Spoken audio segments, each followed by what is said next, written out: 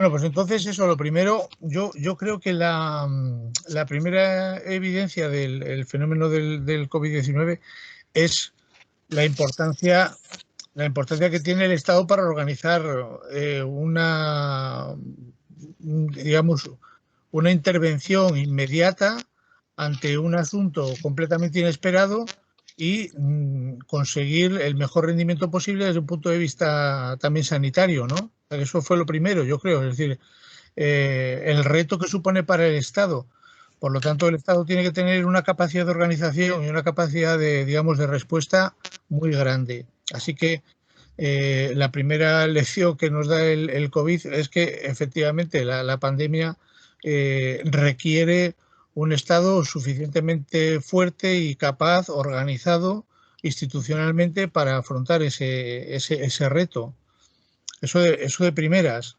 Pero claro, eso, ¿cómo se traduce desde el punto de vista educativo? Pues yo creo que me parece a mí que el asunto exige un fortalecimiento del sistema educativo en algunos aspectos que quizá han estado un poco menos cuidados durante estos años. Uno de ellos es el estudio de las disciplinas científicas, el reconocimiento de la importancia crucial que el estudio de las ciencias tiene para poder, digamos, contener o contemplar la posibilidad de intervenir con un grupo suficiente de personas preparadas al efecto para dar respuesta a un fenómeno de este tipo. Es decir, que tiene que haber, porque al final es también un reto desde el punto de vista de la política científica, es decir, cómo un Estado en el siglo XXI puede afrontar un fenómeno de esto sin tener en cuenta o sin tener, digamos, un contexto, un entramado institucional dedicado a la investigación científica suficientemente controlado. Es decir, que el Estado tiene que tener una participación en la investigación y un control y digamos, un seguimiento de la investigación científica y la innovación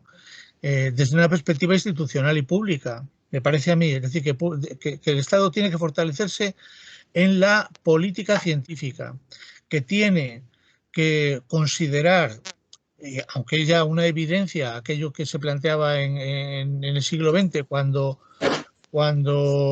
desde Occidente vimos dar vueltas el Sputnik alrededor de la Tierra, es decir, que la ciencia es una fuerza productiva, no es solamente una actividad a través de la cual el hombre busca la verdad o cosas por el estilo, como se decía, sino que está vinculada con el trabajo productivo, con la actividad productiva y con la necesidad de organizar eficazmente los estados, ¿no? Por lo tanto, claro, dentro de lo que es la dialéctica de estados.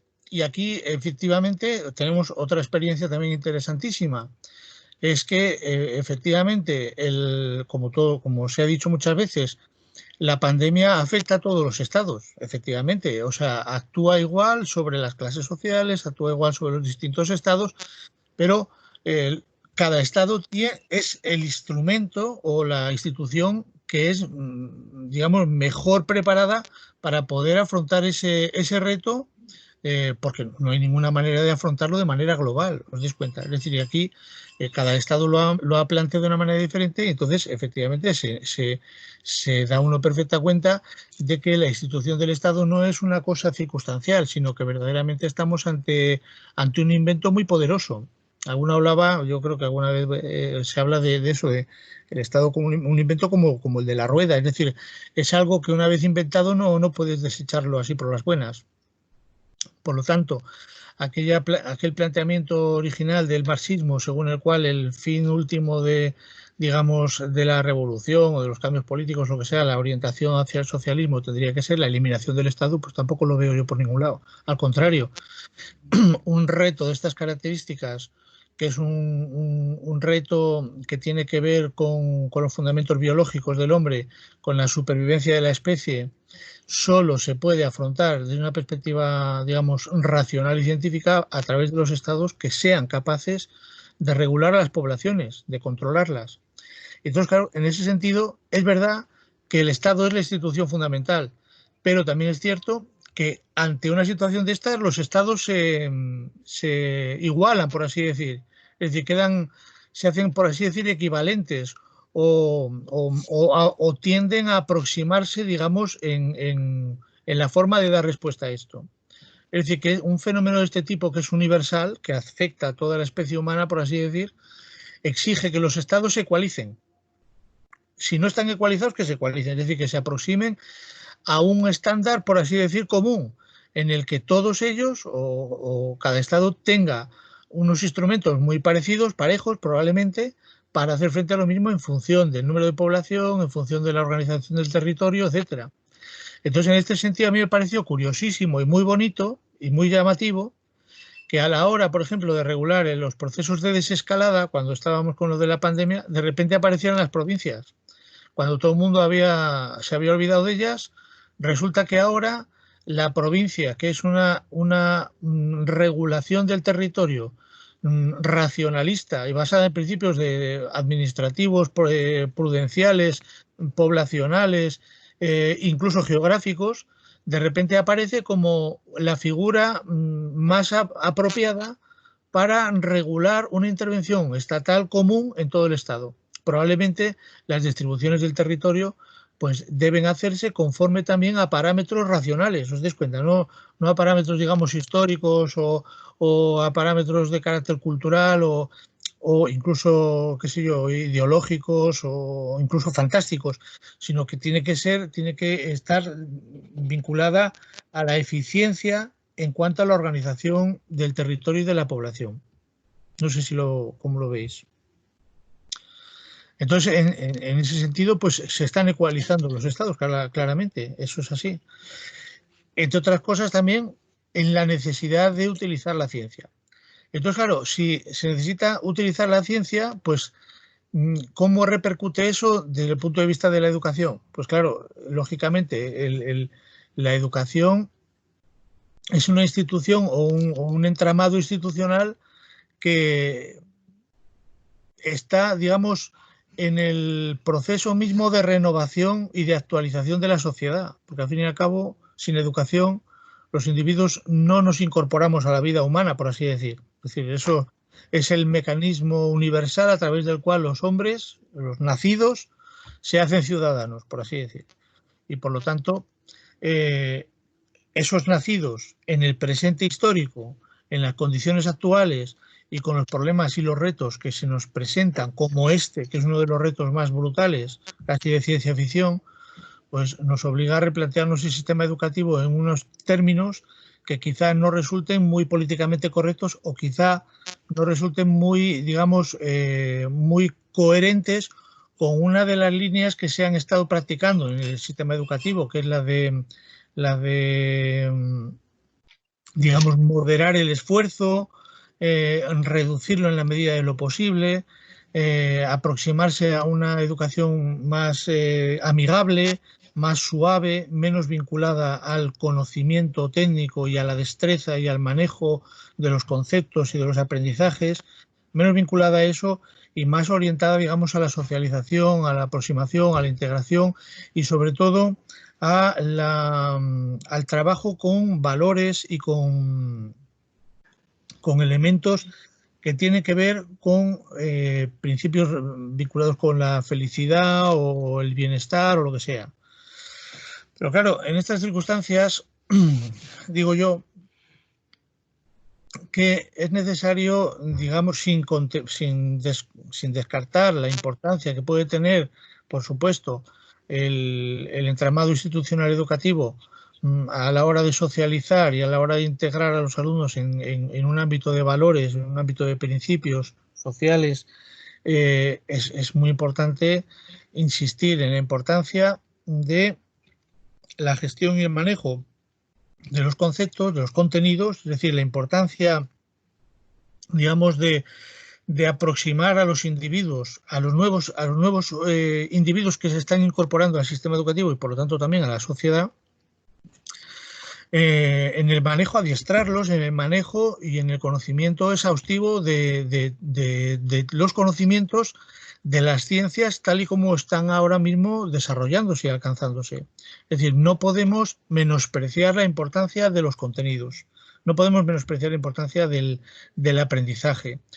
Y también, por otra parte, creo yo que también sería importantísimo recuperar la cultura del esfuerzo y del sacrificio y del aprendizaje, es decir, la exigencia en el rendimiento académico de los chavales también, no por razones, digamos, coyunturales, no porque la pandemia de repente nos ponga ante esta coyuntura, sino que efectivamente esta coyuntura probablemente nos remite a una visión de la educación que se había quizá perdido y que es necesario recuperar. Es decir, no podemos renunciar a la necesidad de formar cuadros suficientemente preparados con capacidad dentro de la sociedad para gestionar y afrontar los conflictos y los retos que se nos plantean actualmente. Entonces a mí me parece que habría que ir por esa línea. Pero claro, eso luego, digamos, desde el punto de vista práctico, exigiría una serie de intervenciones en el sistema educativo que habría que reflexionar sobre ella. No sé cómo lo veis vosotros eso. Yo estoy un poco también en esa línea de reivindicar en los estudios en general lo que es un poco el tener esa disciplina de estudio, por así decir, de que muchas veces, sobre todo en las etapas de secundaria, tienes que estudiar cosas que igual pues no te apetece, no estás entusiasmado por ponerte a estudiar un temario de historia o de matemáticas o lo que sea, pero son cosas que, por decir así, hay que hacer un cierto sacrificio, por así decir, para ponerte a hacerlo y subordinar un poco lo que pueda ser el placer inmediato respecto a eso. Entonces yo vengo un poco también defendiendo esa línea. Sí, recuperar un poco la cultura del esfuerzo, ¿no? La cultura del esfuerzo y del rendimiento, de la exigencia, por así decir. Bueno, pues, vamos a ver, yo tenía aquí una idea, es decir, sería importante, por ejemplo, de cara a recuperar o a reorientar esto, replantearse quizá a lo mejor la propia estructura del sistema, ¿no? Es decir, yo creo que en aspectos, digamos, genéricos, por ejemplo, el paso de la primaria a la secundaria, probablemente, ya lo hemos comentado alguna vez, pero a mí me parece que habría que recuperar esos 2 años que quedan en secundaria, el primero y segundo de la ESO, habría que retrasarlos otra vez al ámbito, digamos, de la escuela y quizá facilitar a partir de los 14 años la posibilidad de coger un camino, digamos, de formación más técnica o un camino de formación más teórica en lo que sería pues un bachillerato, una línea de bachillerato de 4 años y una formación profesional. Me parece que sería más interesante, pero bueno, yo lo que quería plantearos es lo siguiente, mirar, a mí me parece, no sé si, leyendo por ejemplo el libro este de Bueno, del ¿qué es la filosofía? No sé si lo habéis leído, este librín de Bueno. Bueno, en este libro hay 2 ensayos, uno de ellos es el papel de la filosofía en la educación y otro el papel de la filosofía en los estudios, en el conjunto de los saberes político, científico y religioso. Entonces, el primer ensayo, el de papel de la filosofía en el contexto de la educación, se plantea una cuestión interesante con relación, por ejemplo, a la función de la educación desde la perspectiva del socialismo. Es un ensayo muy curioso que os recomiendo que leáis. Y luego, en el número 17 del Basilisco de la segunda época, hay un artículo de Bueno que se titula La ética desde la izquierda, donde propone, ya lo hemos hablado una vez, donde propone el uso de 2 parámetros para definir la izquierda, que son el parámetro del racionalismo y del socialismo. Entonces, a mí se me ocurre que el sistema educativo se podría entender utilizando, o sea, se podría replantear o repensar utilizando estos parámetros del socialismo y el racionalismo. Porque, por un lado, efectivamente el sistema educativo cumple con un papel, digamos, de socialización muy importante que está contemplado en la necesidad de que los individuos pues, mantengan ciertas relaciones entre ellos, conocimientos, etcétera, y sobre todo el tema del socialismo, porque el sistema educativo debe facilitar el acceso a todos los individuos al sistema educativo. ¿Os dais cuenta, no? Ahora bien, eso por un lado. Pero luego, por otro lado, el racionalismo es un elemento clave en la organización de los conocimientos y de los contenidos que se aprenden en la escuela. Es decir, si no tenemos como valor máximo del proceso de formación y del manejo de los contenidos de las distintas disciplinas como referencia el racionalismo, entonces estamos perdidos absolutamente. No hay manera de discriminar cuáles son y cómo deben organizarse los currículos, por ejemplo, los currículos de las distintas materias, si no tenemos en cuenta este criterio. Es decir, que en los contenidos de las distintas asignaturas que se están trabajando, muchas veces se priman elementos o aspectos que están, digamos, o que pueden ser incompatibles con un enfoque racionalista. Por ejemplo, la enseñanza de la religión, la enseñanza de determinadas ideologías que no se discuten o que no se reflexiona sobre ellas o que se consideran necesariamente así como deben de darse. Es decir, es necesario hacer un replanteamiento racionalista con los principios precisamente del racionalismo de las ciencias como una forma de discriminación de los contenidos y de cómo se deben orientar esos contenidos. Entonces, claro, resulta que muchas veces se distingue entre el tópico este mítico de la contraposición entre contenidos de ciencias y de letras, que en verdad lo que está, digamos, planteando de una manera quizá un poco oscura el hecho de que muchas de las disciplinas que se trabajan en los centros tienen un componente más o se plantean desde una perspectiva más racionalista, vinculada al racionalismo universalizante, por así decir, mientras que otras disciplinas tienen más bien que ver con cuestiones de carácter social o de conocimientos vinculados a las ciencias de cada pueblo, por así decir. ¿No os acordáis aquella distinción de Abel Hazán de Córdoba, la distinción que decía las ciencias de todos los pueblos y las ciencias de cada pueblo? Parece que las ciencias de todos los pueblos estarían vinculadas pues, a las matemáticas, la física, la biología, mientras que las ciencias de cada pueblo sería pues, la historia, incluso la literatura, la lengua, etcétera. Pero claro, tanto una como otra son racionalistas y al mismo tiempo incluyen una serie de contenidos que deben aprenderse de una manera más o menos, digamos, dogmática, por así decir. Os dais cuenta, ¿no? La contraposición, por ejemplo, entre razonar y memorizar, que se utiliza muchísimo, aplicando la memorización a los contenidos de las ciencias humanas, mientras que el razonamiento se considera como propio de las disciplinas científicas, por así decir, resulta que ese racionalismo está presente en las dos. Y de la misma manera la necesidad de gestionar o de memorizar conocimientos está también en las dos, en las ciencias y las letras.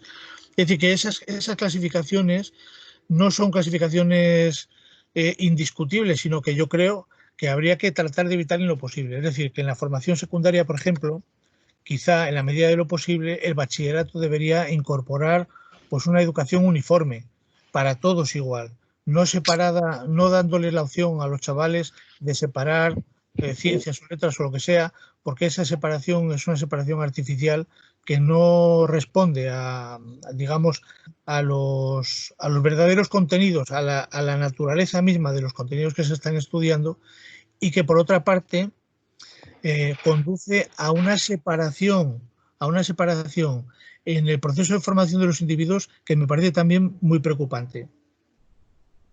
Lo digo porque yo creo que de todas las competencias que se plantean como competencias educativas, que se está discutiendo tanto sobre ellas, de todas ellas hay una que nunca se ha planteado y que yo creo que es la que tiene que vertebrar todo el proceso, que es la competencia histórico-cultural.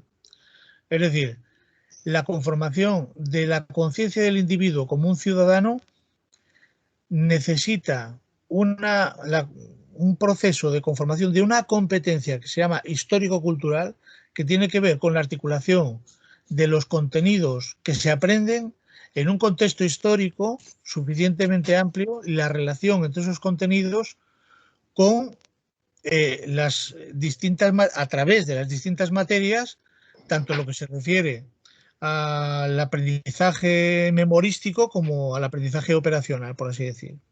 No sé si me entendéis lo que quiero decir.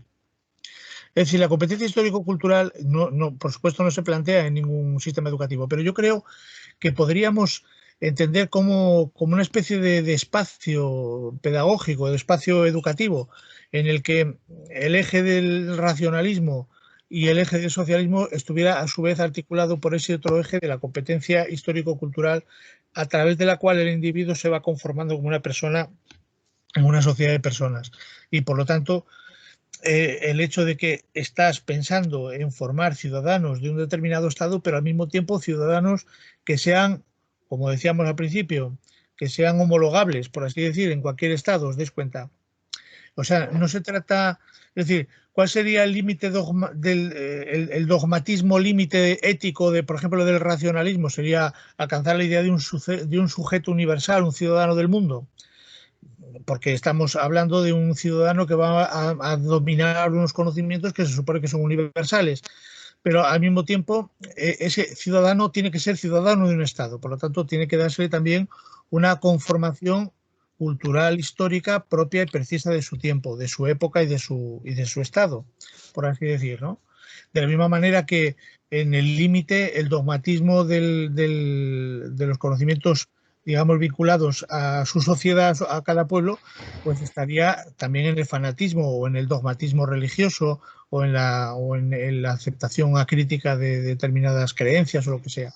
Es decir, que ante fenómenos como, por ejemplo, ¿qué cabe enseñar de la religión en la escuela? Pues probablemente lo que cabe enseñar de la religión en la escuela es todo aquello que está fuera de la dogmática de las religiones y por lo tanto no se puede aceptar dentro de la escuela ningún elemento de ninguna religión que exija la aceptación dogmática de ningún principio. ¿Os dais cuenta, no?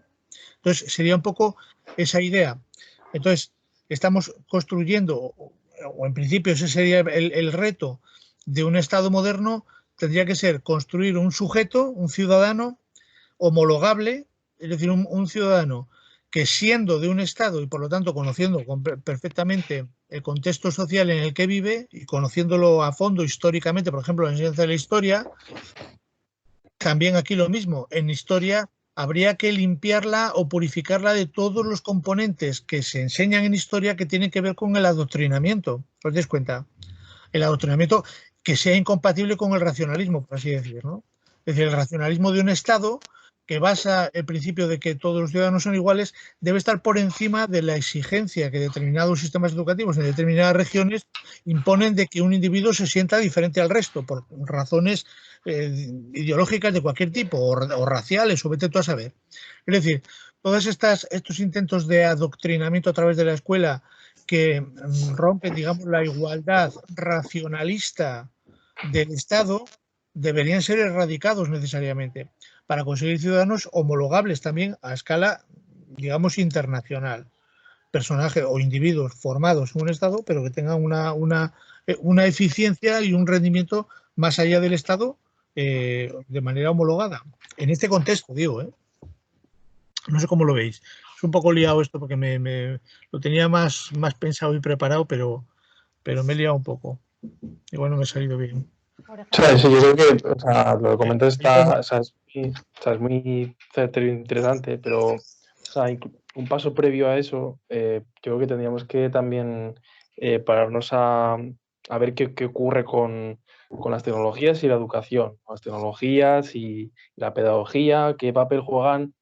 ¿Qué papel han jugado? Juegan y podrán jugar o jugarán, de hecho, las tecnologías en las aulas, en la educación y demás, porque sí que es algo que a nosotros en el máster nos han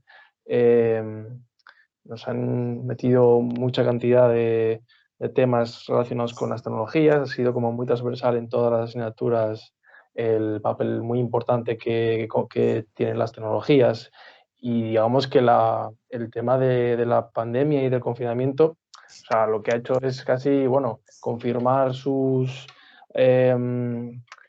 todo lo que decían de la gran importancia de las tecnologías y demás. Pero es que aquí, o sea, yo creo, al menos por lo que he estado viendo últimamente, han salido pues muchos pedagogos y gentes que se dedican a la pedagogía que han sacado pecho diciendo, veis, teníamos razón, las tecnologías son muy importantes para la educación, tenemos que tal, vale. Y si menoscabo de esto, porque es verdad que, sobre todo yo creo que más en la enseñanza universitaria, más que en la de secundaria, va a tener mucha más influencia las tecnologías. Sin embargo, yo creo que el hecho de las tecnologías, pues, el emprender las tecnologías en secundaria, creo que no puede ni debe obstaculizar ni, digamos, apartar la importancia de lo que tú comentabas de, bueno, de ese socialismo, de esa socialización importante, fundamental, que ya se genera en la propia vida educativa del centro, que tampoco Sí. realmente es, al ser un dispositivo, los centros educativos Sí.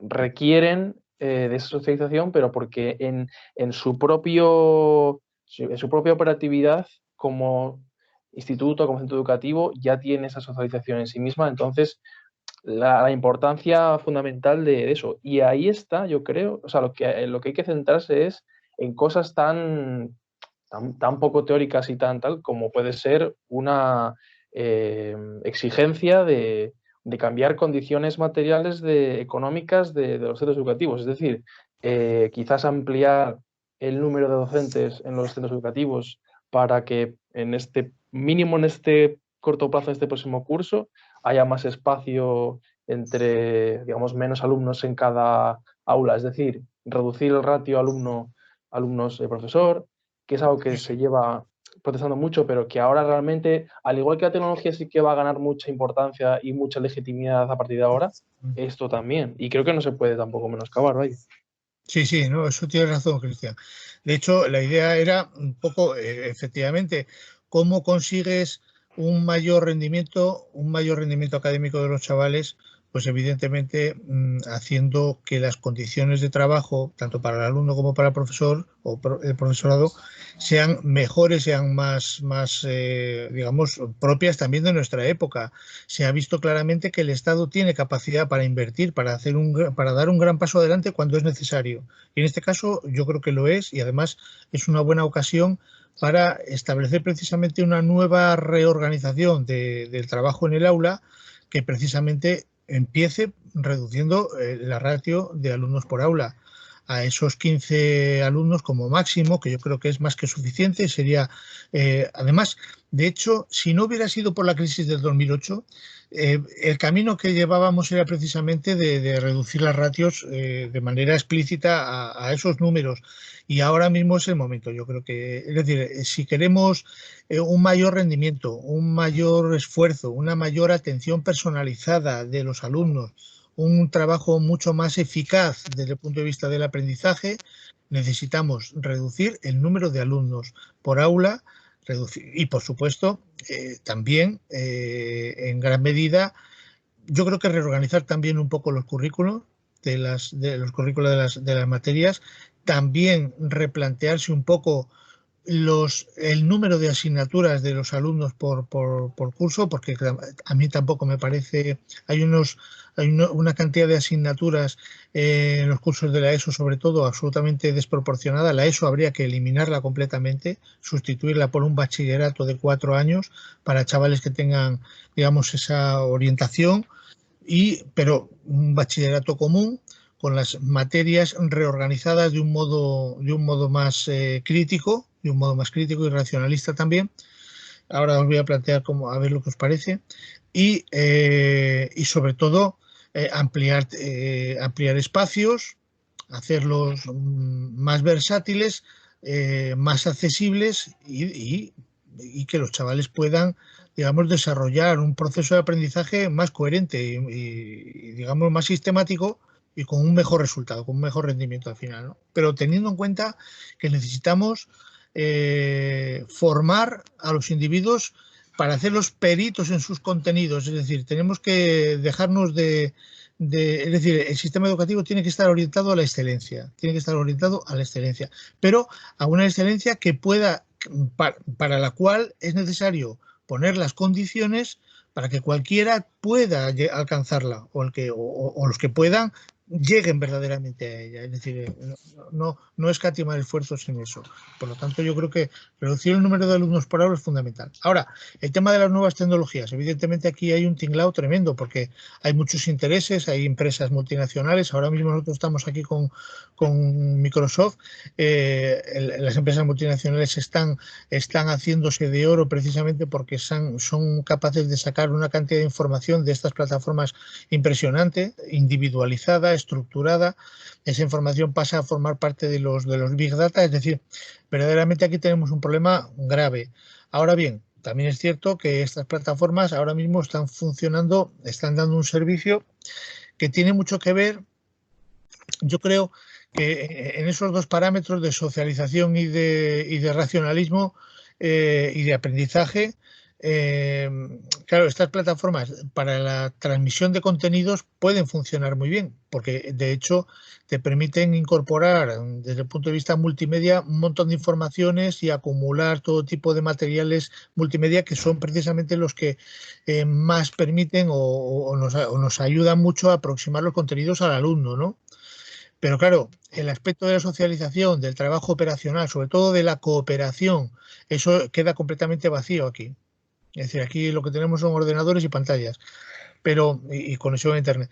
Pero en el aula, y por lo tanto las aulas tienen que incorporar ese aspecto más operacional, más práctico.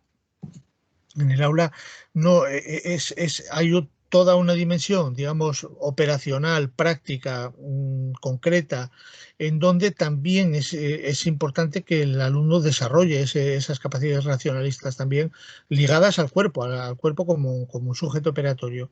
Por lo tanto, es fundamental la escuela. Pero yo creo que teniendo en cuenta y aprovechando las circunstancias, efectivamente se podría pues dar un gran empujón, como se hizo en su momento cuando empezó la escuela pública, dar un gran empujón, crear nuevos edificios, o sea, construir, ampliar, contratar más profesorado y dar más cabida, digamos, a una educación mucho más eficaz, buscando el trato mucho más, digamos, personalizado, teniendo menos alumnos y estando más cerca de ellos para que haya un seguimiento más exhaustivo de su aprendizaje, que es fundamental, ¿eh? También para que adquieran, digamos, una conciencia de responsabilidad sobre el estado en el que viven y la importancia que tiene lo que están haciendo para afrontar los retos que ese estado va a tener cuando ellos crezcan. Me parece que por ahí tendría que ser la cosa, ¿eh? Yo creo que eso sería muy, muy importante, eso, Cristian, eso que dices. Ahora, claro, sería una cosa importantísima quizás que el Estado proveyera de una plataforma suficiente, es decir, una plataforma pública que permitiera este tipo de tareas y este tipo de trabajo. Yo creo que se puede hacer perfectamente actualmente, pero de momento estamos con una plataforma digital de una multinacional que está aprovechando el nicho de negocio que se le ha abierto aquí con este tinglao, evidentemente, y nosotros estamos utilizándolo, o sea que... Ahora, desde el punto de vista de los contenidos, entonces, solamente eso, la idea es replanteárselos quizá desde una perspectiva diferente, teniendo en cuenta, por ejemplo, cómo concebirlos, cómo estructurarlos de una perspectiva, digamos, antropológica completa. Yo creo que los contenidos podrían quedar, digamos, reorganizados, digamos, las dimensiones del saber, las dimensiones de los saberes, aquellos saberes que deben estar contemplados en el sistema educativo a una escala, digamos, más o menos equivalente, pues, puesto que son constitutivos también de la persona en un contexto de personas, en un contexto del Estado. Yo creo que tendría que ser, pues eso, lo que Bueno propone en este libro, los saberes políticos, científicos y religiosos. Es decir, en el fondo es la idea del espacio antropológico, los tres ejes del espacio antropológico, es decir, en qué medida los saberes pueden ser, eso, saberes circulares, saberes radiales y saberes angulares, ¿no? Entonces, esos saberes, entendidos así, claro, los saberes circulares, pues muy bien, pues todo lo que tiene que ver con la historia, filologías, etcétera, todo lo que se llaman normalmente las ciencias humanas. Insisto, que las ciencias humanas recogen partes esenciales digamos, de lo que es el racionalismo, puesto que, por ejemplo, los idiomas, la cultura clásica, etcétera, todos estos aspectos incorporan una racionalidad absolutamente implacable, igual que las matemáticas, y por lo tanto no tiene ningún sentido planteárselo como algo memorístico o lo que sea, es decir, hay que replantearse todo eso. Y luego, por otro lado, los saberes radiales, que son los saberes que normalmente se suelen considerar científicos, os dais cuenta, ¿no? Las matemáticas, la geometría, la física, la biología, pero que también incluyen, pues, por supuesto, muchos ámbitos de memorización, de manejo de datos, de información y de conceptos, pero que también, pues, incluyen, pues, una parte operacional absolutamente racionalista, absolutamente implacable incluso contra la propia voluntad de los sujetos. Es decir, que eso es importantísimo recalcarlo, la idea del papel del racionalismo crítico en todas las materias. Y luego la parte de las enseñanzas angulares, que es lo más difícil. Claro, bueno, en este libro que es la filosofía lo planteaba solamente en términos de la enseñanza de la relación con los animales, la domesticación y cosas de este tipo, o las religiones primarias. Pero claro, es que más allá de eso, lo que constituyen los saberes de la dimensión, digamos, angular, es una cosa en la que yo estoy trabajando ahora. Yo creo que son los saberes artísticos, precisamente, puesto que las artes, todas ellas, nacen de la religiosidad. Todas las artes son, en su origen, están vinculadas al fenómeno de la religiosidad, tanto la arquitectura como la escultura, como la pintura, como el teatro, como la música. Todas esas artes son precisamente las que constituyen lo que llamaríamos las ciencias angulares, que son tan absolutamente fundamentales y incorporan la misma racionalidad que cualquier otra, pero también incorporan muchos aspectos, digamos, memorísticos, etcétera, y valores y demás, que deben ser contemplados y deben ser incorporados al sistema educativo de una manera absolutamente igual. Pero no, es decir, abandonando esos prejuicios que arrastramos de que estos contenidos no son suficientemente científicos, por así decir, son prescindibles en el caso de que no haya espacio en el sistema, hay que apartarlos. Eso absolutamente es un disparate, porque esos contenidos son constitutivos de la sociedad en la que vivimos también, no se pueden renunciar a ellos de ninguna de las maneras, y precisamente porque siempre los hemos tenido, los hemos descuidado muchísimo, yo creo que eso ha tenido consecuencias también a la hora digamos, de cómo se desarrolla la vida, por ejemplo en España, pero en general. Y yo creo que esos saberes, digamos, angulares deben tratarse, ya digo, pues eso, incluso la literatura podría ser también, estaría en este lado, más que solamente en el lado de los conocimientos circulares, cómo deben ser tratados a una escala, digamos, equivalente a los otros contenidos. Entonces, pero no quiere decir que tenga que haber una asignatura por cada materia. ¿Os dais cuenta? Ese es el problema que tenemos aquí, es cómo conformar eso. Porque luego, por otra parte, esos contenidos pueden tratarse, digamos, en dos vertientes. Una vertiente mucho más, digamos, especulativa, teórica, abstracta, y también una vertiente más práctica y empírica y concreta y productiva.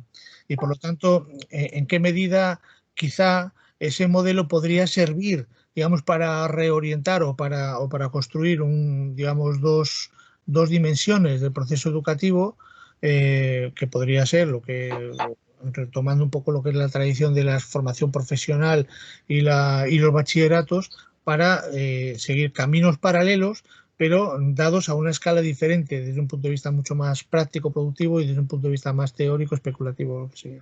No sé cómo lo veis. Yo, pero general, ¿eh? Yo, por ejemplo, estoy muy de acuerdo contigo en lo de las... ¿Me escucháis? Es que no Sí. En lo de el tema de las destrezas, que han sido como muy... Bueno, las habilidades, o no sé cómo llamarlo, las ocupaciones manuales que son... O sea, que están muy denostadas en la institución educativa, vamos.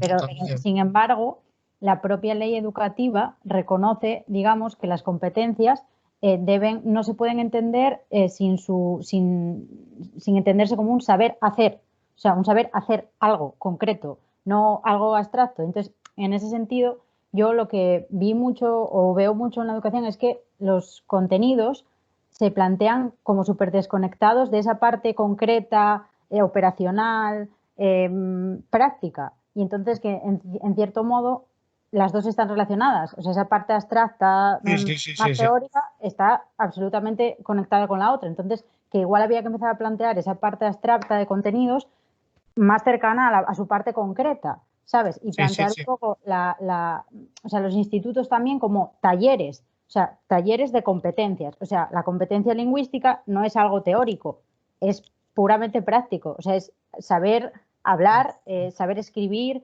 saber todas estas cosas, igual que el resto de competencias. Entonces, que aunque efectivamente la institución las olvida, están ahí metidas, o sea, las meten en la ley, pero luego realmente no se hace nada.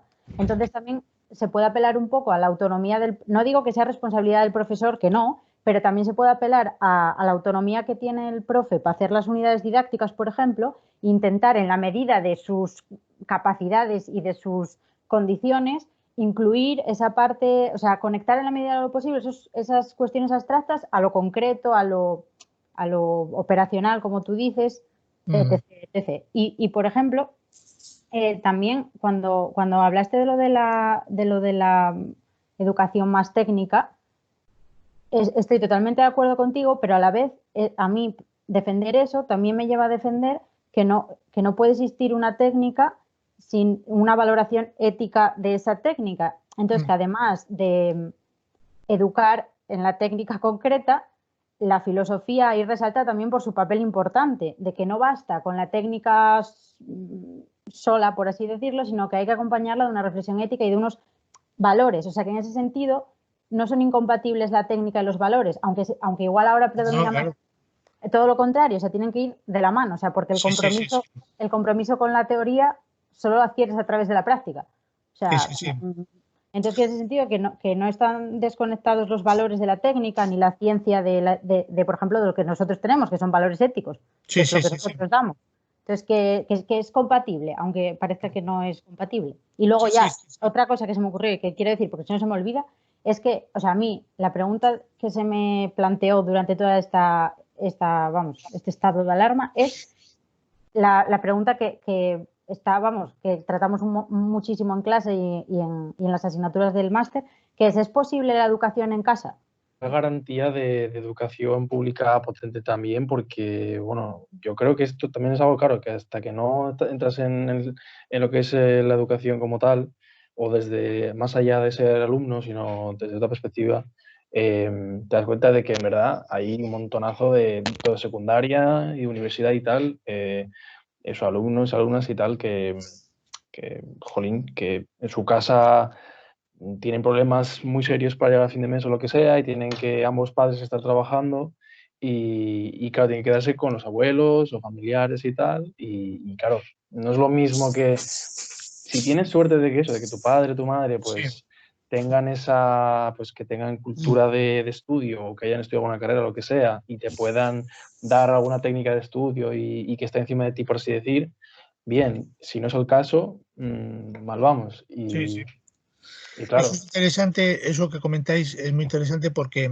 hay que tener en cuenta que, y eso yo creo que a la hora, por ejemplo, de la organización de la legislación educativa, es conveniente siempre tener en cuenta esto, que partimos en cualquier sistema educativo de una sociedad entendida de un modo anómalo. Es decir, la sociedad no es perfecta, no partimos de una sociedad perfecta en la que los individuos son iguales, sino que todo lo contrario, la institución educativa tiene que contribuir a hacer real esa igualdad que está por describir en la sociedad, porque la sociedad es compleja y es anómala. Es decir, y además, no solo es anómala desde el punto de vista de las desigualdades sociales, sino que es también anómala desde el punto de vista del tránsito generacional. Es decir, que los chavales que vienen a la escuela no saben absolutamente nada, ni saben nada, ni conocen nada de aquello que les confiere su carácter de persona, es decir, el estado en el que viven, os dais cuenta.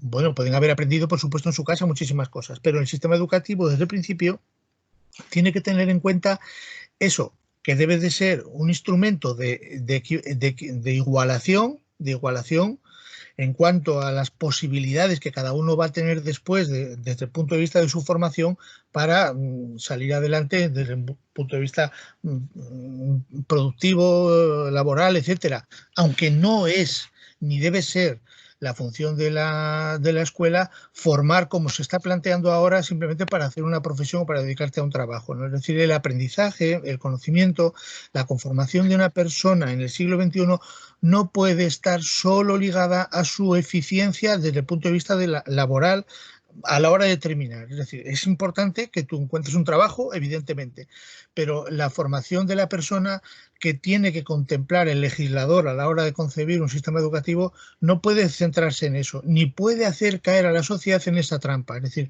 nosotros estamos viendo constantemente, recuerdo a aquellos chavales de cuarto de la ESO, alguna vez que lo hemos hablado, es decir, que está siempre pensando, ¿para qué la filosofía, por ejemplo? Porque se estudia filosofía en un sistema en el que lo que buscas es efectivamente después tener una salida profesional. No tiene ningún sentido. Pero es que no es esa la cuestión. Es decir, nosotros estamos formando a ciudadanos que luego van a tener que tomar decisiones, que van a tener que votar, que van a tener que plantearse y afrontar situaciones como por ejemplo la que ha pasado ahora, en la que todo está más allá ya de tu función laboral. Es decir, que tienes que tener unas responsabilidades sociales sobrevenidas que están, digamos, en la base del sustento y de la legitimidad misma del Estado en el que tú vives. Es decir, estás legitimando la propia sociedad en la que vives cuando estás formando a sus individuos.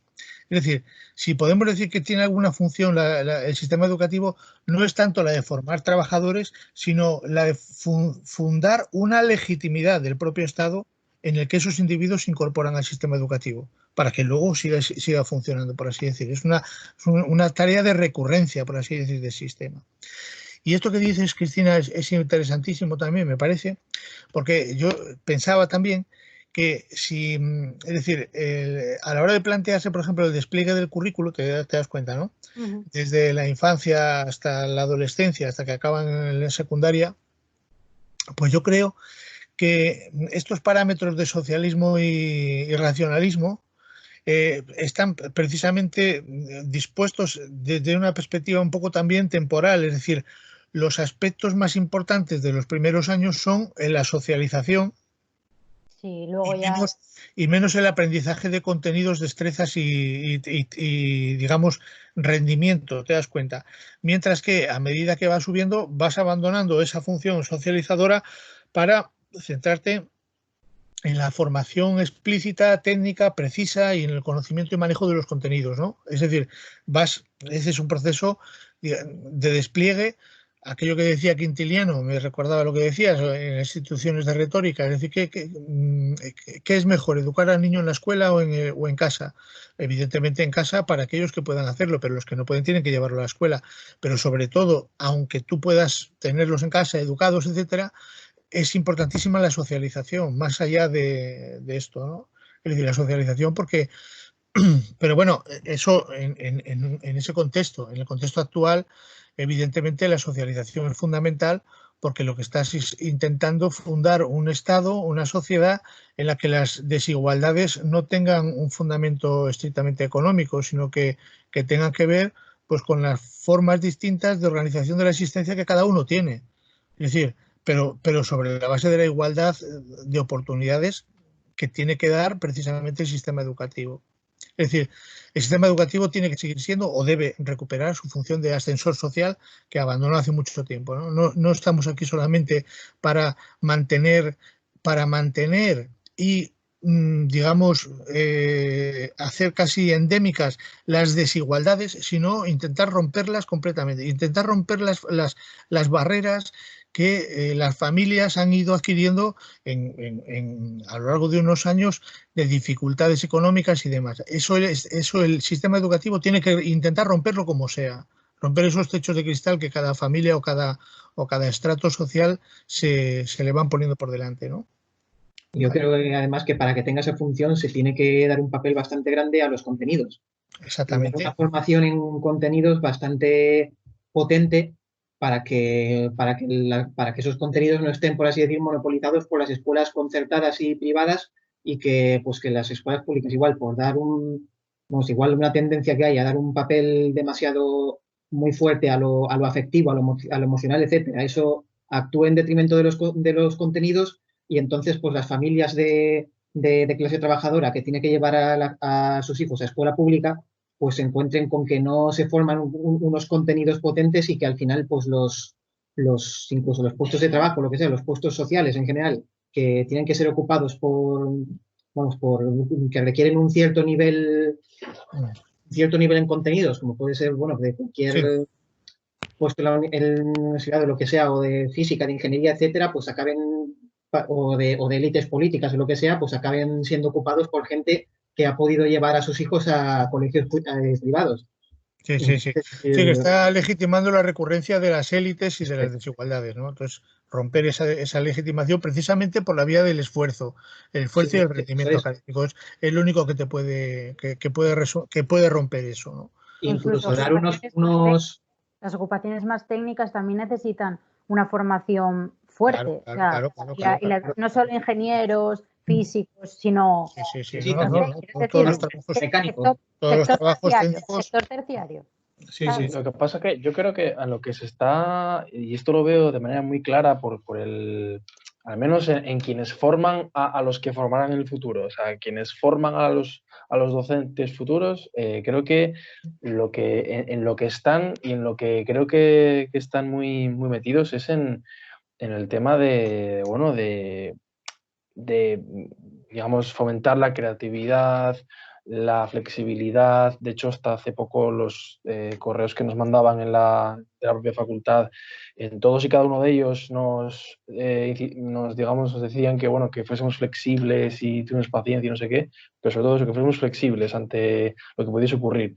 Entonces, creo que también hay que tener muy en cuenta que no por nada en la propia ley educativa que está ahora mismo vigente, que es, o sea, hay que entender antes de esto que la propia institución educativa, al ser una institución, al ser un dispositivo, también te construye como cuerpo, como persona, como ciudadano y demás, y todo lo que se da ahí funciona, es lo que te va a estar dentro de ti cuando luego funciones tú después. Y, joder, el tema de que el tema empresarial está muy metido también en la educación, en lo que es pero de manera transversal, eso sí que es de manera transversal, pero sí que está en todos y cada uno de los modos de ver las asignaturas, las materias y demás, y esa ideología de la que yo no sé si hay que volver a una cultura del esfuerzo y de la meritocracia y demás, no tengo ni idea, pero lo que sí creo es que no sé, digamos, hay que tener muy en cuenta el tema de esta ideología de la creatividad, flexibilidad, imaginación y demás, que aparte de ser naif, creo que tiene una contraparte muy digamos, muy bien dirigida. Y va a crear ciudadanos más dependientes, porque el que para sobrevivir tiene que vender su creatividad se encuentra en una situación muchísimo más de dependencia que el que tiene una base fuerte de formación de contenidos. Quiero decir, que vender tu creatividad y hacerte una vida en base a la creatividad también es costoso. O sea, es como venderte, al final eres tú vendiendo una cosa que no tiene un respaldo social, como tienen los contenidos o como tiene, ¿sabes? Que no me parece tampoco la panacea a nivel empresarial, a nivel laboral, vamos, a nivel laboral. Quizá yo creo que lo que comenta Cristian tiene que ver más con ese aspecto, digamos, es aquello un poco lo que decía Gorgias, ¿te acuerdas? O sea, en lo que se discute en el Platón, en Gorgias, Pablo, que lo has mirado hace poco, eso de en qué medida la retórica no es más que una forma de adulación para engañarte y para tenerte un poco, digamos, distraído.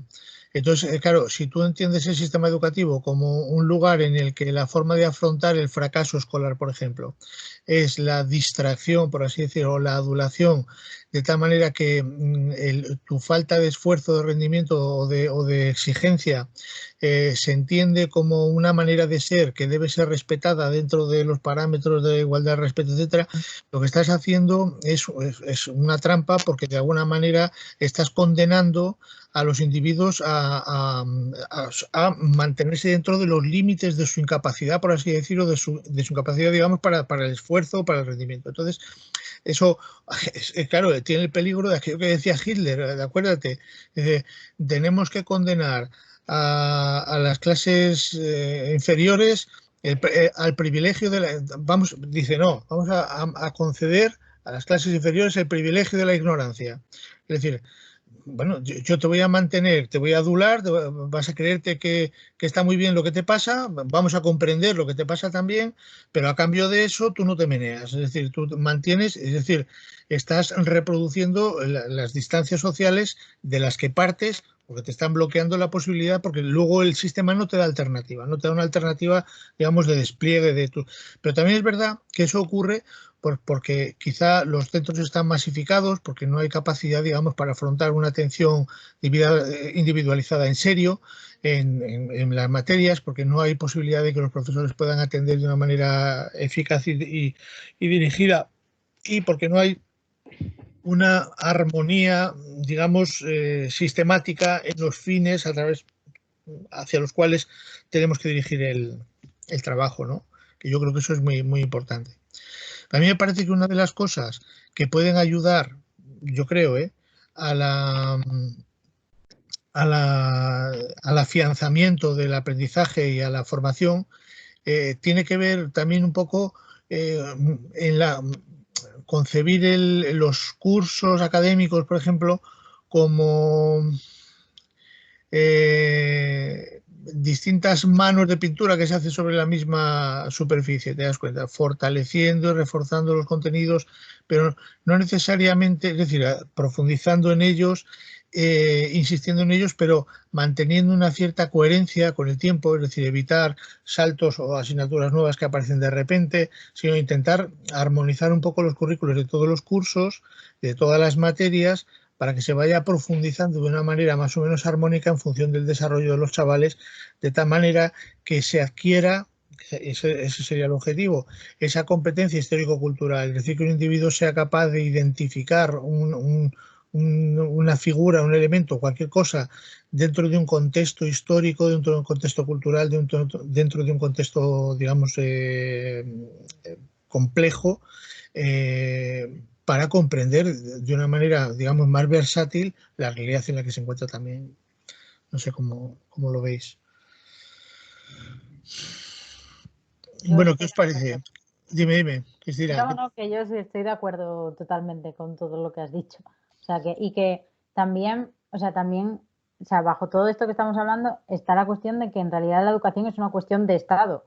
O sea, quiero decir que Sí. Cuando se duda si el Estado debe o no, por ejemplo, vuelvo a lo de educar en valores porque es polémico, o sea, porque siempre dejando de lado eso, fundamentalismos y dogmatismos, y siempre y cuando la educación en valores sea no sea fundamentalista de ningún tipo, democrático o no democrático, lo que sea, claro que tiene que educar en valores y claro que tiene que formar a ciudadanos de su Estado y aptos para utilizar los instrumentos políticos de los que disponen y también para criticarlos y para valorarlos y para asumirlos críticamente, pero que en cierto modo las experiencias que le proporciona el instituto tienen que ser compatibles de alguna manera con el Estado en el que vive. O sea, tiene que serlo porque si no, no vas a preparar no vas a formar a ciudadanos preparados para el mundo en el que viven. Entonces, cuando se critica mucho eso, las teorías de la educación fuertemente, digamos, nacionalistas o muy estatales, es que vamos a ver, es que si la educación no es una cuestión de Estado, o sea,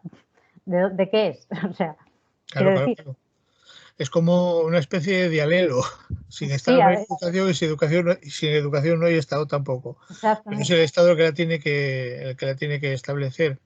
Y claro, tiene que orientarla de manera que, por eso es muy importante el papel del racionalismo, es decir, evitar en la medida de lo posible, por ejemplo, aquí en las autonomías, pues hemos visto todos informaciones, noticias sobre procesos de adoctrinamiento ideológico a favor de unas determinadas regiones. Hace unos años, se organizó una reunión de profesores de historia que llamaban Galeuska para hacer una historia alternativa de Galicia, Euskadi y Cataluña, una historia alternativa a la historia de España, pues con el fin de fomentar precisamente la legitimación, digamos, ideológica a partir de las enseñanzas históricas de la independencia de esas regiones frente al nacionalismo español, etc. Bueno, pues que el Estado, es decir, tenemos que fortalecer el Estado y no es, el Estado no puede, digamos, contribuir con mitologías y con digamos, discursos dogmáticos, sino que la alternativa que el Estado tiene que dar a cualquier intento de adoctrinamiento es racionalismo, ¿te das cuenta? Es el racionalismo científico que se puede hacer en la historia también, es decir, pensar que la historia no tiene, digamos, es decir, qué aspectos o qué contenidos tienen que estar incorporados al sistema educativo, pues aquellos que están fundamentados científicamente. Lo que no podemos hacer es estar utilizando la historia de manera partidista para legitimar determinadas ideologías. ¿Habrá una manera de enfocar la historia que pueda contribuir a ese racionalismo crítico? Pues esa es la manera que tiene que estar el Estado fundando, os dais cuenta. Es decir, claro, aquí, y ese es otro dialelo también, esa es la complejidad. El Estado no puede hacer un discurso adoctrinante, por así decir, desde el punto de vista de la formación. Tiene que hacer un discurso crítico, utilizando el racionalismo. Pues eso es lo que hay que defender, y lo que hay que defender en el Estado. Es decir, contra cualquier intento de utilización de las estructuras o instituciones del Estado, como por ejemplo la educación, para adoctrinar con discursos independentistas y ideológicos que no tienen ningún fundamento. ¿Te das cuenta? Porque eso están forzando los datos ahí para legitimar no sé qué. Pues no, eso no tiene ningún sentido. Es decir, hay que mantenerse, digamos, o hay que mantener en la medida de lo posible una actitud crítica ante sus contenidos y, por otra parte, otra cosa también importantísima, cómo se van a formar, es decir, otra cosa importante, por ejemplo, los libros de texto. El lío que hay con los libros de texto ahora, las empresas peleándose, cada uno hace el libro de texto que le da la gana. Pues yo creo que ya es hora, por ejemplo en Grecia lo hacen, de que sean las autoridades máximas de las distintas disciplinas correspondientes los que establezcan los cánones de un sistema, digamos, de un currículum determinado. Porque, es decir, que nos dejemos de pijadas. Es decir, ¿por qué no puede ser que las autoridades máximas de las disciplinas correspondientes establezcan los mínimos correspondientes a un proceso, a un currículo para una determinada materia? ¿Te das cuenta? Claro, ahí entra ya el tema de la empresa como institución, ¿qué mano tiene dentro de educación? O sea, que la empresa como ideología y la empresa como empresa efectiva, o sea, porque tanto en la propia legislación, que eso es que yo, o sea, creo que a veces subestimamos un poco como está en un texto de 300.000 páginas cada Real Decreto, resolución, no sé qué, pues parece que está ahí, que nadie lo lee, pero es lo que vertebra al final, es la ratio, por así decir, de la educación. Ahí está metida, pero vamos, pero al puntillo, en la ideología empresarial, pero es que luego además, efectivamente, la empresa pues tiene relaciones muy estrechas en temas de editoriales y demás, y se tiene como algo natural, normal. Yo creo que eso de tener son pequeñas cositas que ves al día a día que están como muy en lo capilar, y eso hay que, vamos, dar un par de vueltas. Sí, sí, sí. A mí otro asunto también que me interesaba mucho era eso, en relación con lo que comentaba Cristina antes, y bueno, tú también, Cristina, el tema este de las familias. Claro, pensar en un modelo, yo me acuerdo de aquel modelo de las universidades laborales que ya hemos comentado alguna vez, es decir, un modelo en el que se pueda organizar el sistema educativo de tal forma que el centro no sea solamente un espacio para las mañanas o lo que sea, y luego ya por las tardes tener a los chavales abandonados. Te das cuenta que eso es otra cosa. Quiero decir que si hay un verdadero esfuerzo en inversión, digamos, en el sistema educativo, pues incluiría también la posibilidad de que esos centros dieran cabida a que el chaval llevara adelante todo su proceso de aprendizaje en el centro.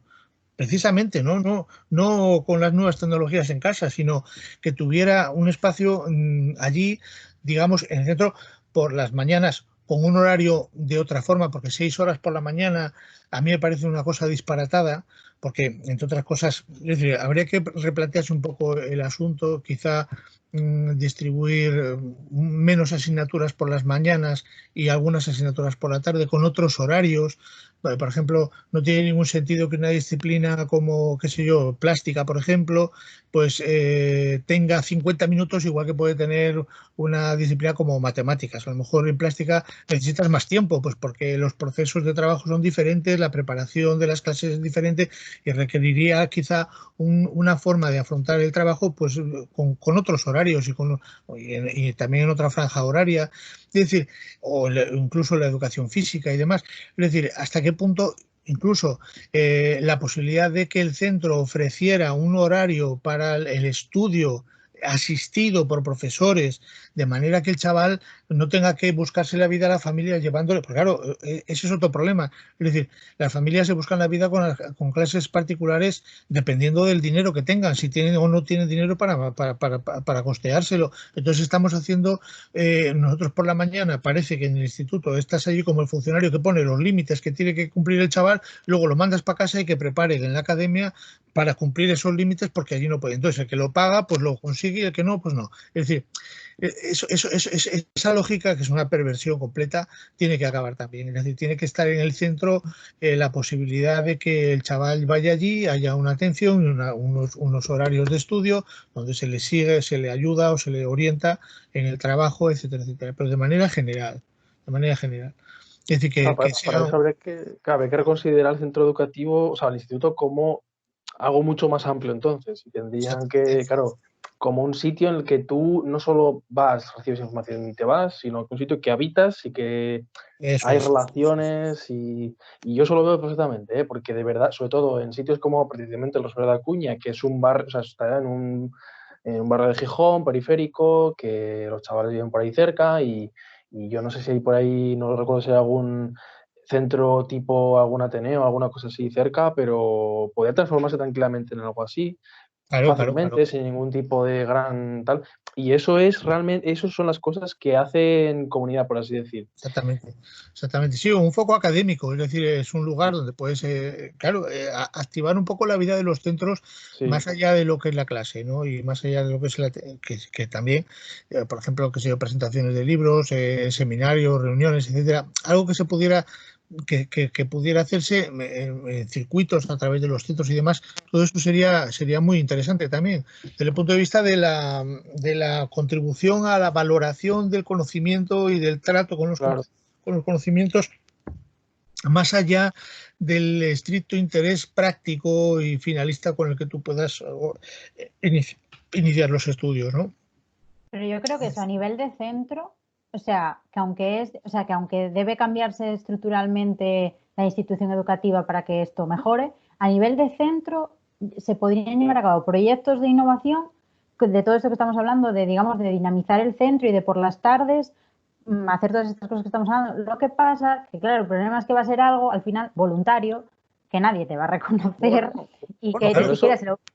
hay un Pero eso montón de maneras se podría aliviar, o sea, ese punto débil, digamos, se podría aliviar, por ejemplo, yo qué sé, reconociendo horas a los profesores que se dedican, yo qué sé, a ese proyecto de innovación en concreto que se realiza por las tardes, o yo qué sé, a través de muchas medidas. Yo, por ejemplo, había pensado, de cara al TFM, es que lo digo porque mi TFM es un proyecto extraescolares por las tardes, y uno de los problemas es que yo estoy pidiendo a los profesores que colaboren sin voluntariamente, quiero decir, que ni van a cobrar más, van a tener más horas de trabajo y al final, ¿qué quiero decir? Que la institución educativa, si quiere fomentar proyectos de innovación educativa a ese nivel, tiene que reconocer el trabajo que hacen tanto los profesores como los alumnos mismos. Porque si los alumnos mismos van allí por la tarde a hacer lo que sea que hagan y no se les reconoce en el boletín de notas, va a llegar un momento que van a decir, bueno, esto está muy bien, pero ¿sabes? Sí, exactamente. Hay que reconocer ese trabajo y hay que buscar la excelencia, hay que buscarla Claro, sí. más allá de lo que es el acto de la clase, ¿no? Sí. Eso, eso es que es interesante porque cuando yo creo que aquí el problema es un pecado, digamos, estructural, está en el inicio de la LOCSE, cuando se promulgó la LOCSE en el año 90. una de las doctrinas o de las ideas que más se vendía era la idea de que el profesor era un trabajador de la enseñanza, no tenía que dedicarse a la investigación ni tenía que, digamos, buscar la excelencia en su materia o lo que fuera. Y yo creo que eso es un disparate también, porque el afán de saber, el afán de conocer, el afán de ampliar horizontes tiene que estar en la base, digamos, del trabajo cotidiano, es decir, no cumplir los mínimos, sino aspirar a los máximos, precisamente. No decir, no, mira, es que con estos mínimos ya lo tienes. No, sino decir, bueno, esto es que más allá de esto hay todo esto que tienes que ofrecérselo. Es decir, hay que ofrecerlo, pues eso. Yo estoy pensando, imagínate, por ejemplo, en circuitos rotatorios en donde profesores de unos centros puedan ir a otros a transmitir también sus ideas, conferencias, intercambio de opiniones, encuentros, mesas redondas.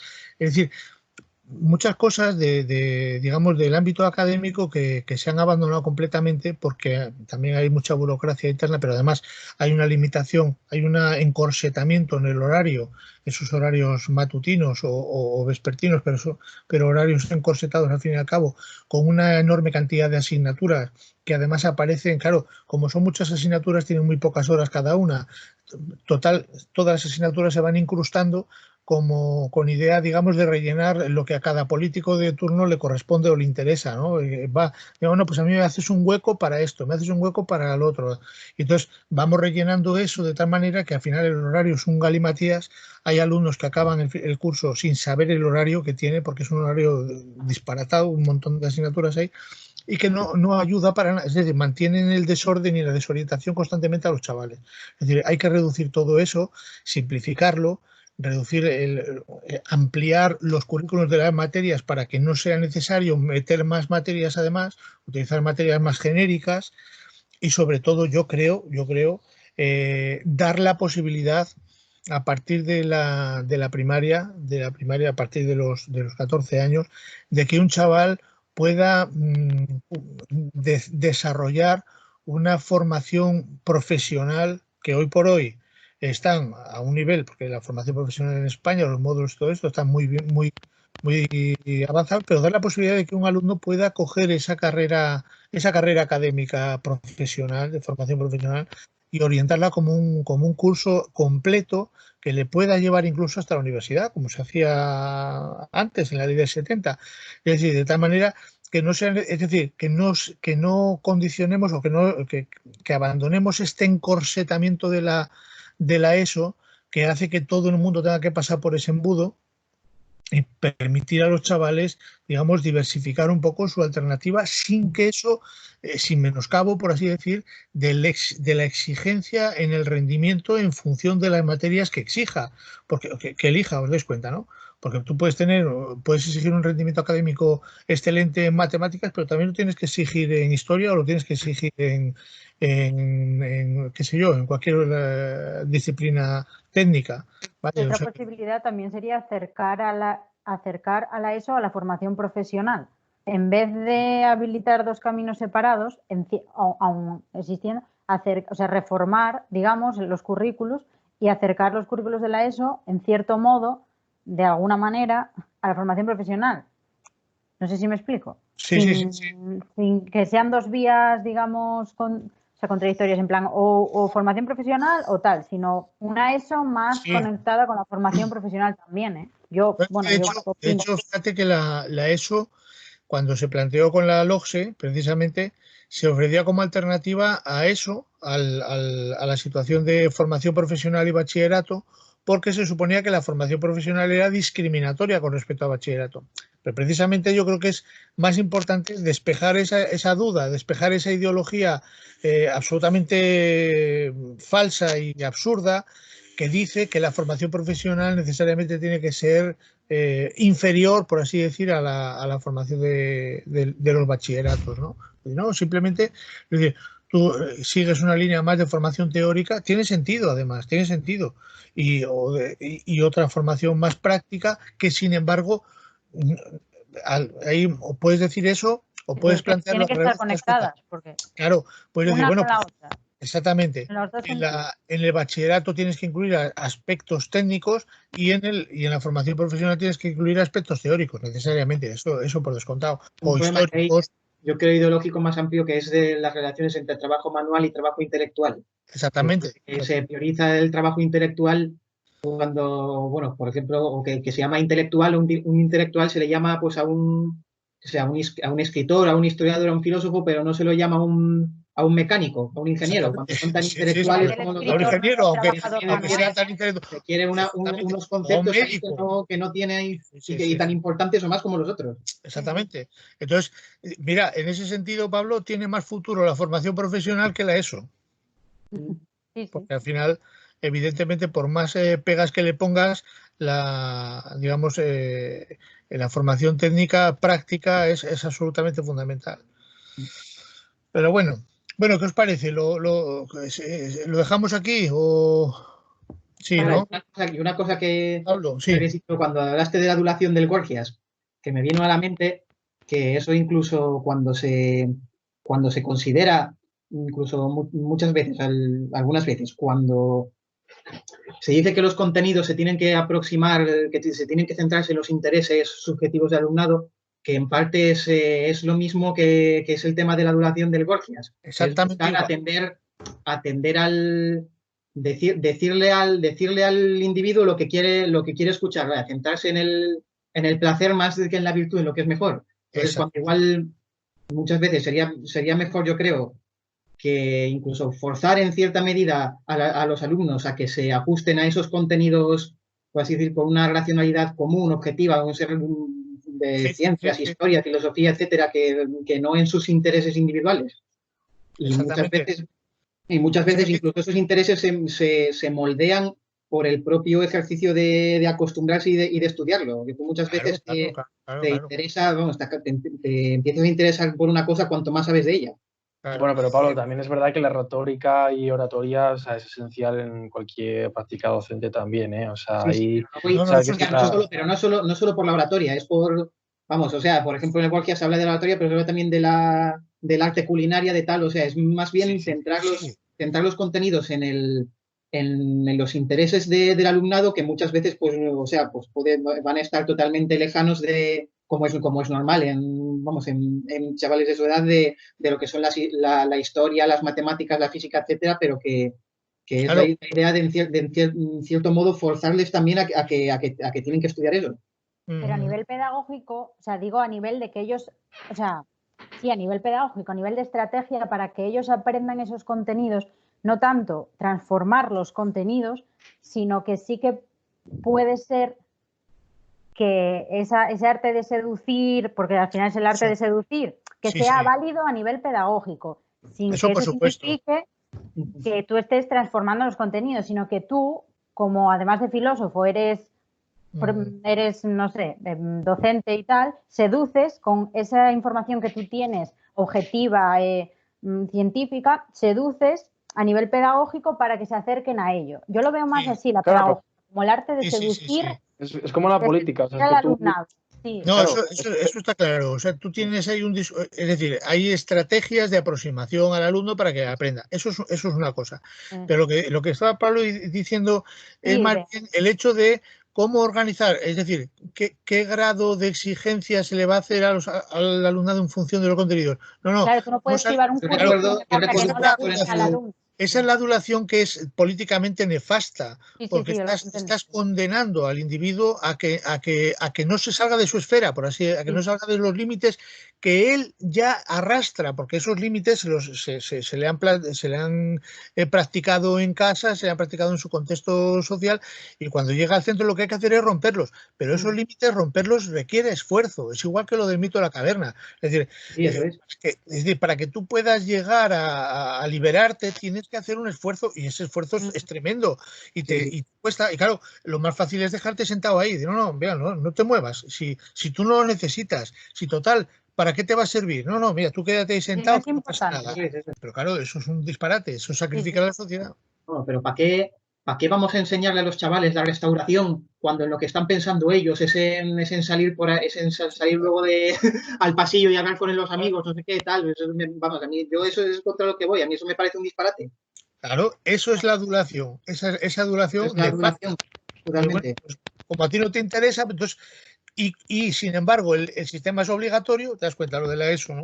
La ESO es obligatoria. Bueno, entonces, como es obligatorio, a ti no te interesa y no sabemos qué hacer contigo, pues te vamos a dejar ahí sentado esperando que pase el tiempo. Y no te vamos a exigir nada. Contenidos que como ciudadano te van a acabar haciendo falta porque si no otros los van a pensar por ti, si tú no los estudias. No, no te creas, porque precisamente, o sea, cuando tú sales luego ahí fuera del instituto, realmente sí que sigue siendo un poco así y la ficción es esa, la de que tú tienes que gozar imperativamente, es el imperativo del goce, o sea, tienes que gozar sí o sí, y Eso. puedes ir a cualquier sitio que vayas, te tiene que estar sirviendo sí o sí, y claro, eso es porque está articulado con una ficción mucho más amplia también, es verdad.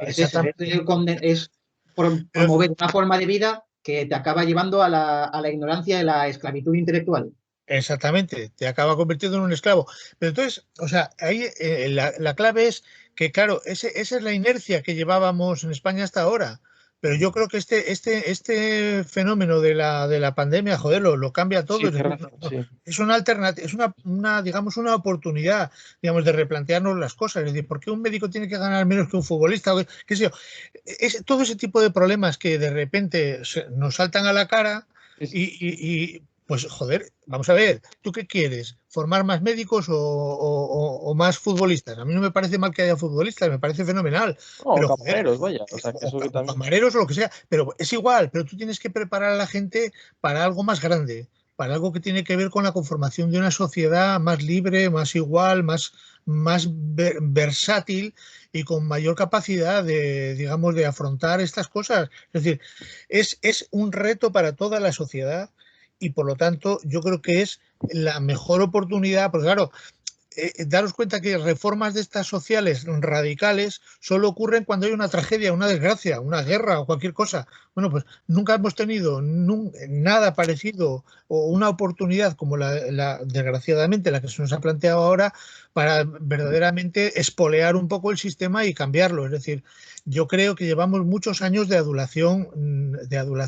perniciosa a través del sistema educativo, forzando y modelando. Fijaros, además, como el tema, por ejemplo, del fracaso escolar, es decir, tergiversando los datos a base de intervenir en el sistema para hacerlo más flojo, más blando, es decir, para evitar que los números cantaran demasiado. ¿Os das cuenta? El tema del fracaso escolar, es decir, replanteárselo, exigir, no necesariamente por la vía de los latigazos y del estrangulamiento, joder, pero sí moderar o modificar las condiciones materiales del escenario educativo institucional para que los chavales puedan replantearse o puedan reconducirse en una dirección que sea más, digamos, de exigencia, de rendimiento, porque luego, efectivamente, una sociedad más formada, más informada, tampoco va a permitir que se le haga con ellos lo que les dé la gana. Es decir, que ese es el tema también. Es la manera de, digamos, de regenerar la democracia, que está muy degenerada en España. Eso a ojos vista de cualquiera. Yo creo, si puedo dar mi opinión, que Hombre, me parece muy interesante la propuesta que haces y en relación con las intervenciones que hizo Cristian y que hizo Cristina, algo que me estoy planteando mucho con todo esto de la crisis es que se habla de brecha digital y de todo lo de la tecnología, pero en realidad yo no creo, bueno, es evidente que hay una brecha digital, pero yo creo que todo esto a la larga nos está llevando a una brecha que yo digo que es educacional. Entonces sí que es un buen momento para replantearse ciertas cosas, ¿no? Ya no es que no tengas recursos tecnológicos, es que a lo mejor no tienes una familia detrás de ti que te apoye o que te ayude, ¿no? Que te tutorice. Entonces yo creo que este es un buen momento para pensar bien las cosas, porque yo creo que las consecuencias de esto, más allá de la tecnología o más allá del ámbito económico, pueden ser bastante graves en el terreno educativo, ¿no? La diferencia que puede haber entre alguien que pudo seguir la educación que se está dando estos días y alguien que no, por el motivo que sea, tecnológico o por motivos familiares. Entonces yo creo que es importante tener eso en cuenta y buscar soluciones. Sí. Claro, es que la familia no puede ser un obstáculo sino que en todo caso puede ser un apoyo, pero si es un obstáculo, ese obstáculo tiene que salvarlo el sistema educativo, tiene que salvarlo. De hecho, lo ha salvado, es decir, se ha visto en otras épocas, bueno, aquella doctrina, yo me acuerdo cuando nosotros estábamos en la escuela o en la universidad, aquello que se decía, el hijo del obrero a la universidad. Bueno, aquella era la aspiración máxima de la sociedad española.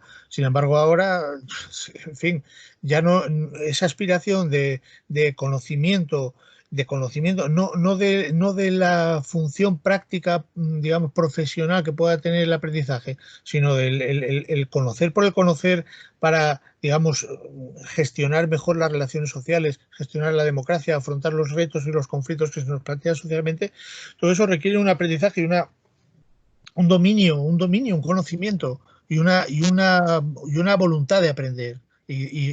Pero eso hay que fomentarlo desde la estructura educativa, no se puede dejar, digamos, a la situación de cada uno. Para eso está el sistema, para eso, el ascensor social, efectivamente. Yo creo que un obstáculo para eso, para lo que decía Bella también, es igual quizá esta ideología que hay ahora, que es, por ejemplo, la que movía el tema este del PIN parental, de que los niños tienen que ser propiedad de la familia, no del Estado. Entonces, claro, cuando en la familia se producen situaciones totalmente disparatadas, pues en familias pues, muy desestructuradas, que son un obstáculo totalmente para la educación del alumno, pues que precisamente ahí es lo que dices tú, yo creo también que tiene que haber, el sistema educativo tiene que tener instrumentos o medidas para poder sacar adelante todos esos casos.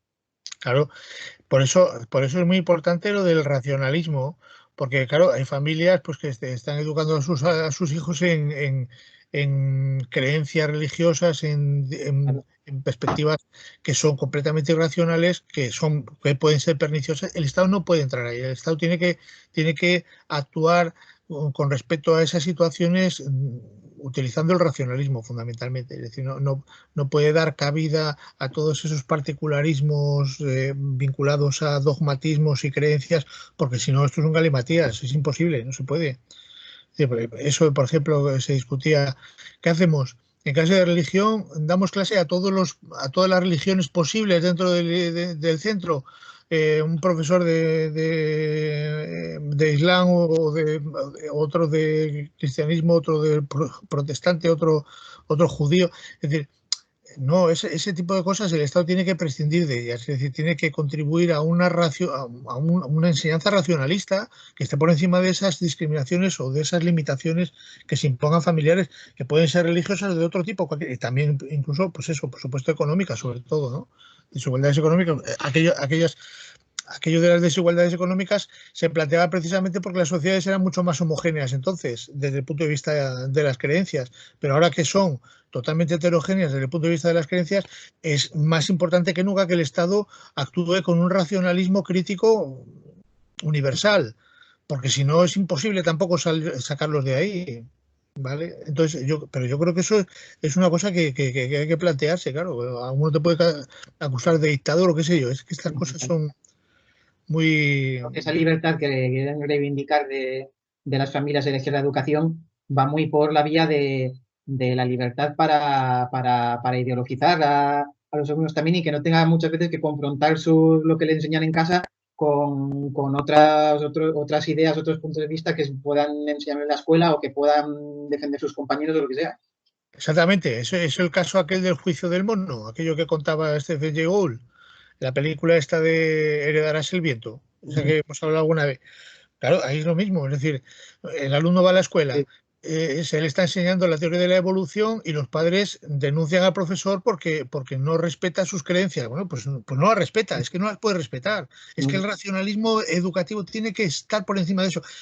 Pero para eso hay que tener compromiso con el racionalismo. Si no lo tienes, estamos perdidos. Es decir, si empiezas a contemplar esas posibilidades, ¿no? Es que hay que respetar la diversidad. ¿De qué diversidad hablamos? De esa diversidad, es decir, que tú estés defendiendo el diseño inteligente o la creación de la nada de la Biblia, lo que sea, pero eso no se puede respetar. Es decir, el Estado tiene que ser la vanguardia de la racionalidad, del racionalismo crítico, porque ahí es donde está la base de la igualdad.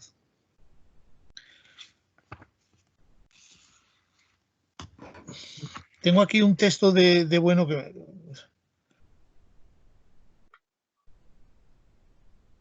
No sé si... Dice, mira, un texto de una cita de Bueno aquí. Dice, desde las coordenadas del materialismo filosófico, el nexo entre racionalismo operatorio y socialismo hay que establecerlo a partir de la igualdad originaria entre los sujetos operatorios que constituyen los grupos sociales de la misma especie, a partir de un determinado estado de desarrollo. Por ello, y no solamente en una perspectiva distributiva, sino en la perspectiva atributiva del trabajo cooperativo del grupo. Desde ese punto de vista cabe afirmar que el racionalismo es originariamente democrático, pues democrática es la igualdad en el logos operatorio y manual de los miembros del grupo. Entonces, eso es lo que tiene que contribuir a fomentar la educación, precisamente. Eso es la clave. Pues no hay otra manera de alcanzar la igualdad. Por lo tanto, el racionalismo, a través del racionalismo hacia el socialismo, por así decir. Es decir, la igualdad solo se puede alcanzar cuando ejerces el racionalismo crítico.